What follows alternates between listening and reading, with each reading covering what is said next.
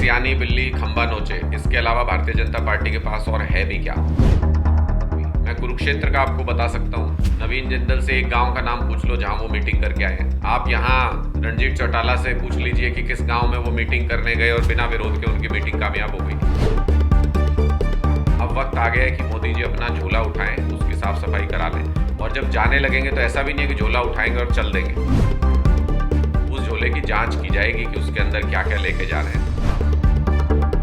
देर रात आम आदमी पार्टी के वरिष्ठ नेता अनुराग ढांडा आम आदमी पार्टी कार्यालय उचाना पहुंचे। कार्यकर्ताओं से मुलाकात कर ढांडा ने पत्रकार वार्ता में भाजपा और जजपा पर जमकर निशाना साधा। ढांडा का कहना था कि हरियाणा में भाजपा प्रत्याशी डरे हुए हैं, कहीं उनका विरोध हो रहा है तो कहीं नफरत से लोग इनसे मिल रहे हैं। ढांडा का कहना था कि ये सब इनके 9.5 सालों के काम का नतीजा है। रात के वक्त भी भाजपा प्रत्याशियों को कोई घर में चाय पिलाने को तैयार नहीं है।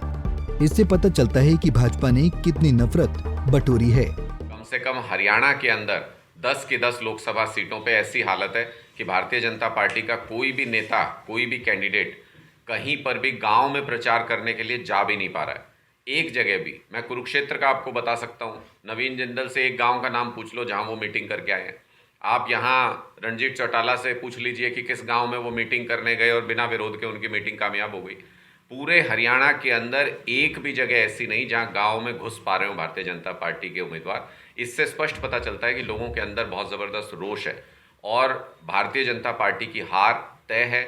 जब चुनाव शुरू हुए लोग कह रहे थे 10-0 से बीजेपी जीत जाएगी, अब लोग कह रहे हैं 6-7 सीटों पे बीजेपी हार रही है। मुझे लगता है जब तक कांग्रेस अपने उम्मीदवार घोषित करेगी तब तक सिनेरियो सेट हो चुका होगा। 10-0 से भारतीय जनता पार्टी हरियाणा के अंदर हारेगी और इंडिया गठबंधन जीतेगा। घोटाला जांच पर भाजपा और जजपा के बीच चल रही जुबानी जंग में आम आदमी पार्टी भी कूद गई है। आम आदमी पार्टी के सीनियर वाइस प्रेसिडेंट ढांडा ने तो सख्त नसीहत ही भाजपा को दे डाली। उनका कहना था कि आखिर दुष्यंत की जांच क्यों नहीं करवाई जा रही। अगर जांच हुई तो मुख्यमंत्री और पूर्व मुख्यमंत्री भी लपेटे जाएंगे। खिसियानी बिल्ली खंबा नोचे, इसके अलावा भारतीय जनता पार्टी के पास और है भी क्या। अगर उनको कोई रात के वक्त भी गांव में चाय पिलाने तक को तैयार नहीं है तो इससे स्पष्ट पता चलता है कि उन्होंने नफरत बटोरी है, और ये नफरत 750 किसानों की शहादत के बदले में बटोरी है। ये नफरत शुभकरण को सरेआम गोली मारने के बदले में बटोरी है। ये नफरत किसानों को बोरियों के अंदर भर भर के जैसे पीटा गया, उससे ये नफरत पनपी है लोगों की। और 5 साल तक किसान इनके पीछे घूमते रहे कि हमें अपनी एमएसपी गारंटी कानून दे दो, हमें एमएसपी दे दीजिए फसल की। 5 साल तक भारतीय जनता पार्टी ने लाठी डंडे आंसू गैस के गोलों से स्वागत किया। जब हम इनके घर जाना चाहते थे दिल्ली, किसान जब इनके घर जाना चाहते थे दिल्ली, तो भारतीय जनता पार्टी ने उनका लाठियों से, गोलियों से, आंसू गैस से स्वागत किया।